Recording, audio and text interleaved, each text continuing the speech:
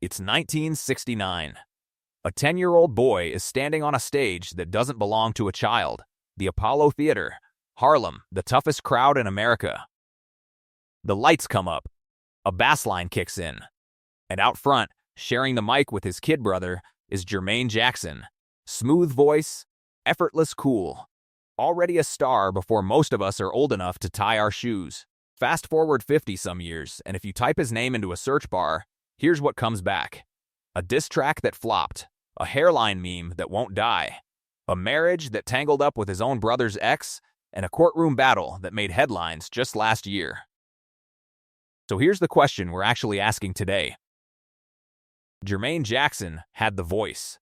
He had the bloodline. He had Motown itself in his corner. So what exactly went wrong? Stick around, because this story isn't just about one man's bad luck. It's about the impossible math of being talented, but not the most talented, in the most famous family in music history. And by the end of this video, you're going to understand why second most famous Jackson might be one of the loneliest titles in show business. Before Michael Jackson was the king of pop, he was the little brother. And before there was a spotlight fight to have, there was Jermaine, the one Motown actually built the group around. Think about that for a second. When the Jackson 5 signed with Motown in 1968, Jermaine wasn't some background harmony guy. He was the co-lead vocalist. He played bass. He had the matinee idol looks that had teenage girls screaming in theater aisles from Gary, Indiana to Madison Square Garden. Berry Gordy, the most powerful man in black music at the time, looked at this family of 5 brothers and saw something in Jermaine specifically worth building a machine around. And it wasn't just symbolic. Motown was so invested in Jermaine that when the family's fame reached its first peak, it was Jermaine who got the ultimate insider's seal of approval, marriage into the Gordy family itself. In 1973, Jermaine married Hazel Gordy, Berry Gordy's daughter. It was, by any measure, a fairy tale moment. The most powerful label boss in the business had just become his father-in-law. If you were writing a script for how to guarantee generational success in the music industry, this was it. Talent, timing, and now blood ties to the throne. For a few years, everything lined up. The Jackson 5 was arguably the biggest pop phenomenon of the early 1970s. I Want You Back, ABC, The Love You Save, a run of chart-topping singles that, frankly, most artists today would sell their soul for. And Jermaine wasn't a passenger on that ride. He was one of the engines. But here's the thing about being at the center of a perfect setup. The moment the ground shifts even slightly, you have the furthest to fall. And in the mid-1970s, the ground didn't just shift. It cracked wide open by 1975. The Jackson brothers were frustrated. Motown, for all its legendary status, had a reputation for keeping tight creative control over its artists, dictating the songs, the sound, the schedule. The brothers wanted more. More creative freedom, more money, more control over their own destiny. So they made a decision that would reshape the entire trajectory of the family. They left Motown for Epic Records. All of them, that is, except one. Jermaine stayed. Now, put yourself in his shoes for a second, because this is the part of the story people rush past. And it's actually the most human part of the whole saga. This wasn't a business decision made in a vacuum. Jermaine was married to Berry Gordy's daughter. Leaving Motown didn't just mean leaving a record label. It meant, in some very real sense, choosing between his brothers and his own household. Between the band that made him famous and the family he'd built with his wife and, by then, his young children. He chose Hazel. He chose Motown. He chose loyalty to the man who had signed him as a kid. And on paper, that's not a crazy choice. Loyalty is supposed to be a virtue. Family, the family you build as an adult, is supposed to matter as much as the family you were born into. Except the music business doesn't reward loyalty. It rewards momentum. And the momentum walked out the door with his brothers. The group rebranded as the Jacksons. Motown legally owned the name Jackson 5 and signed with Epic. Michael, Jackie, Tito, and Marlon pushed forward into a new creative era, one that would eventually give Michael the platform to become the single biggest solo artist on the planet. Randy Jackson stepped in as Jermaine's replacement. Meanwhile, back at Motown, Jermaine kept recording as a solo artist. But here's the uncomfortable truth. Motown, by the mid to late 1970s, was not the label it had been a decade earlier. Its golden era machine, the songwriters, the promotional muscle, the cultural momentum, was fading, and much of what remained was, by several accounts, poured into other priorities rather than making Jermaine the next Motown superstar. He wasn't being sabotaged. Exactly. He was just not the priority anymore. So while his brothers were about to launch into the stratosphere with albums like Destiny and Triumph, and while Michael was quietly plotting the album that would become Off the Wall and then Thriller, Jermaine was recording solid, professional, largely overlooked solo records for a label that had already moved its ambitions elsewhere. This is the moment. If you want a single hinge point where Jermaine's career trajectory bends away from his brothers, this is it. Not a lack of talent, not a lack of ambition. A choice, an understandable, deeply human choice, that happened to collide with the worst possible timing in music history. Because right around the corner was Michael Jackson's Thriller, and once that album dropped in 1982, there was no version of the music industry or the Jackson family that would ever look the same again. Here's something worth sitting with. Jermaine Jackson wasn't a failure. Let's be really clear about that, because the headline of this video is deliberately provocative. But the reality is more nuanced. He had real hits, Let's Get Serious, Daddy's Home, Do What You Do, songs that charted, that people still know today. He eventually reunited with his brothers for the blockbuster Victory Tour in 1984, even rejoining Epic for a period. By most reasonable definitions, Jermaine Jackson had a successful, respectable career in music. But respectable doesn't mean much when your little brother is arguably the most famous human being on the planet. Try to imagine what that's actually like. Every interview you give, someone eventually asks about him. Every album you release gets compared to his. Every stage you stand on, there's a ghost of a question hanging in the air. Would this venue be twice this size if you were Michael instead of Jermaine? That's not jealousy in the cartoonish sense people love to joke about. That's just the psychological weight of being permanently, inescapably, the other sibling of a cultural phenomenon. And by 1991, that weight had clearly become too much to carry quietly. That year, Jermaine released a song called Word to the Bad. And let's not sugarcoat what it was. It was a direct shot at Michael, released at a moment when Michael was already facing intense public scrutiny over his changing appearance and personal life. The lyrics didn't name Michael outright, but nobody needed a decoder ring. Everybody knew exactly who and what this song was about. Here's the thing about diss tracks aimed at family members who happen to be beloved global icons. The math almost never works out in your favor. And it didn't work out for Jermaine. Instead of positioning him as the wronged older brother finally speaking his truth, the public reaction was closer to disbelief, even embarrassment on his behalf. Fans didn't hear righteous frustration. They heard a man airing family business for attention, at the expense of someone millions of people adored. The backlash was swift, and in some ways, Jermaine never fully outran it. It became one of those career footnotes that outlives almost everything else you've done. A 5-minute decision that followed him for decades. What makes this genuinely sad, rather than just messy tabloid drama, is that you can actually understand where it came from without agreeing with what he did. Being the older brother, the original frontman, the one Motown built the group around, and watching your baby brother eclipse not just you, but basically everyone in the history of recorded music, that's not a normal sibling dynamic. That's a psychological pressure cooker most of us will never come close to understanding. Jermaine and Michael did eventually patch things up publicly, at least on the surface. But Word to the Bad remains a permanent asterisk, a moment where the rivalry stopped being subtext and became the headline. If the sibling rivalry was uncomfortable, Jermaine's romantic history is where things get genuinely stranger than fiction. We already talked about his first marriage, to Hazel Gordy, the union that once seemed like the ultimate power move, tying him permanently into Motown royalty. That marriage lasted from 1973 to 1988, and it produced 3 children. But it also ended, and when Jermaine moved on romantically, he did something that would create one of the most uncomfortable family dynamics imaginable. He eventually married a woman named Alejandra Oaziaza. Here's the part that turns this from ordinary celebrity divorce drama into something the tabloids absolutely could not resist. Before she was with Jermaine, Alejandra had been in a long-term relationship with Jermaine's younger brother, Randy Jackson. She and Randy had 2 children together. And then, at some point, that relationship ended, and Alejandra's next serious relationship was with Randy's own brother. Sit with that for a second. Think about Jackson family gatherings after that. Think about the sheer, almost sitcom-level awkwardness of holidays, of birthdays, of any event where the entire family had to be in the same room. This wasn't some distant cousin situation. This was brother to brother in a family that already lived every private moment under a public microscope.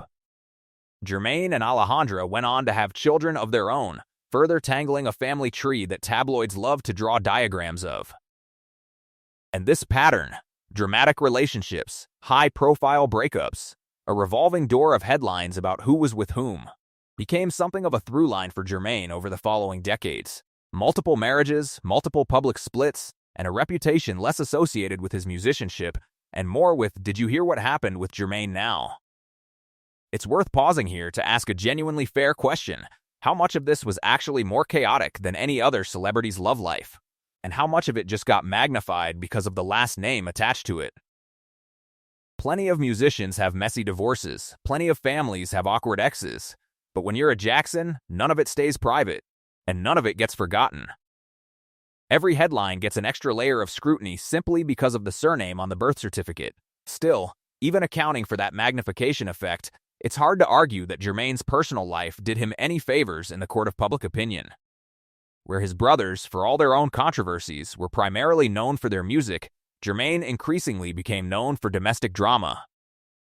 And once that becomes your public narrative, it's remarkably hard to shift the conversation back to your artistry. Then came June 25, 2009. Michael Jackson died, and the world stopped. For Jermaine, this wasn't just the loss of a brother, it was the collapse of the family's gravitational center. And what followed was one of the most public, most bitter estate battles in celebrity history. Michael's will named executors who were not family members, and multiple Jackson siblings, including Jermaine at various points, publicly questioned the will's validity, clashed with the estate's chosen administrators, and disagreed, sometimes loudly, in interviews and press statements about how Michael's legacy and his fortune should be managed.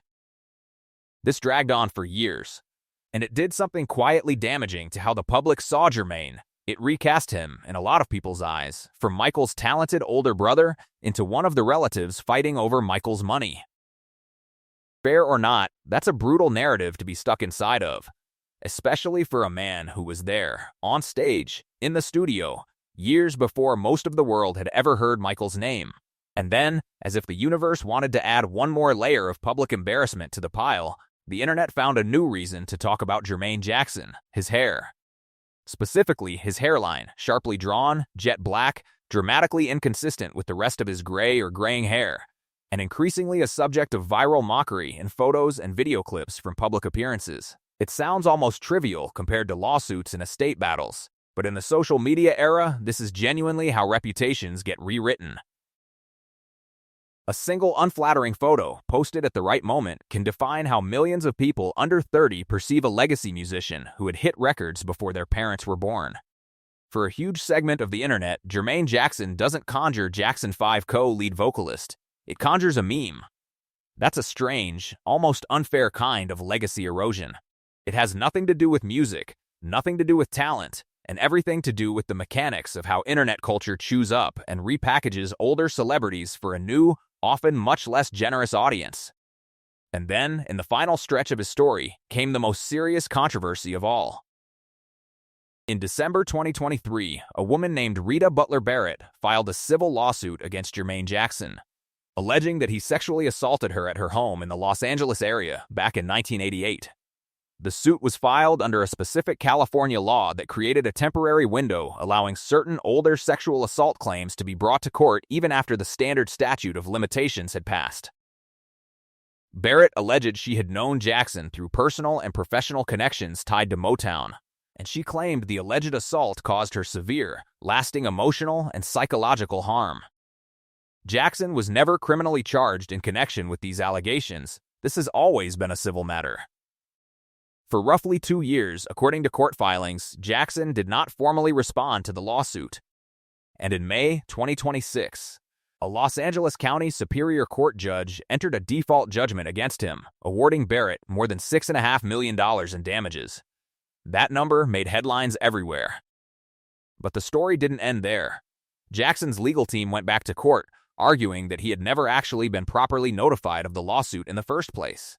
Their argument centered on something surprisingly technical. Jackson had legally changed his name years earlier to Jermaine Jackson, and his lawyers argued that legal notices using his old name, plus attempts to reach him in the Los Angeles area while he was reportedly living overseas, simply never reached him.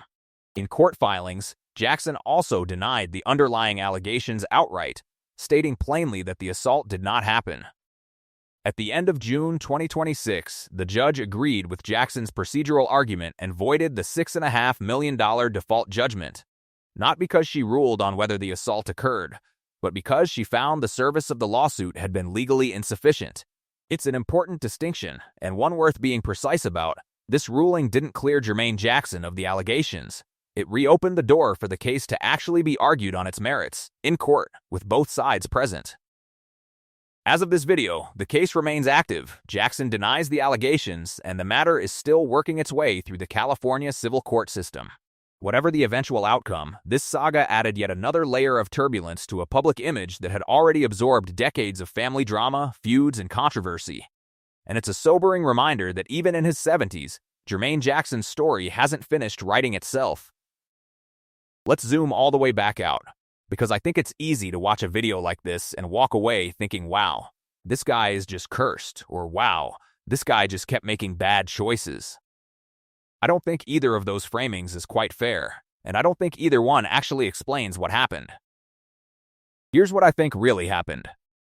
Jermaine Jackson was, by any reasonable standard, a genuinely talented musician who got dealt one of the strangest hands in entertainment history. He wasn't untalented. He wasn't lazy. He wasn't even, by most accounts, a bad person to work with. What he was unlucky. Unlucky in timing, unlucky in family position, and arguably unlucky in the sheer scale of what his younger brother would go on to become. Think about the 1975 decision again. If Michael Jackson had turned out to be merely successful, a good solo artist, a respected member of a successful family group, Jermaine's choice to stay loyal to Motown and his in-laws probably reads today as a reasonable, even admirable decision. Family first. Loyalty matters.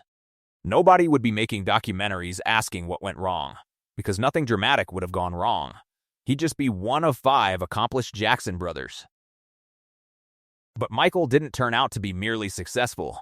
He became, arguably, the single most famous entertainer who has ever lived.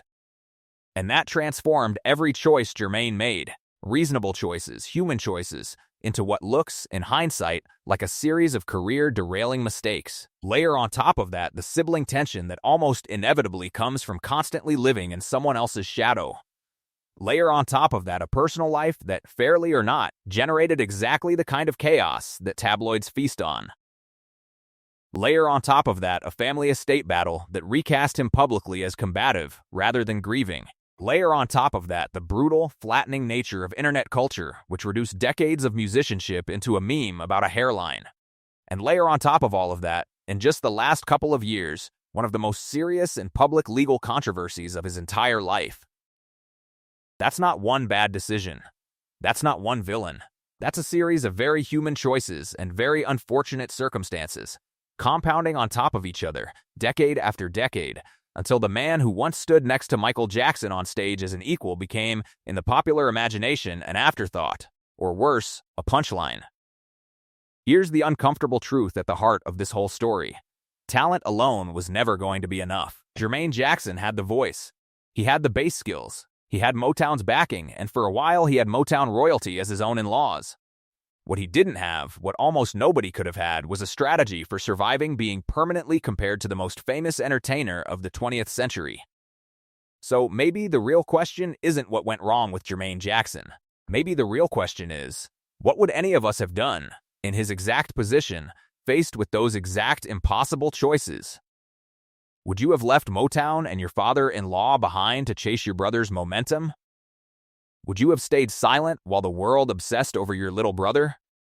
Would you have handled any of this differently? It's easy to judge from the outside. It's a lot harder to imagine actually living it. If you found this breakdown interesting, let me know in the comments what part of Jermaine's story surprised you the most.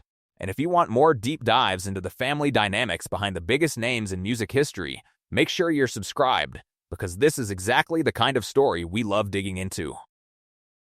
Thanks for watching. I'll see you in the next one.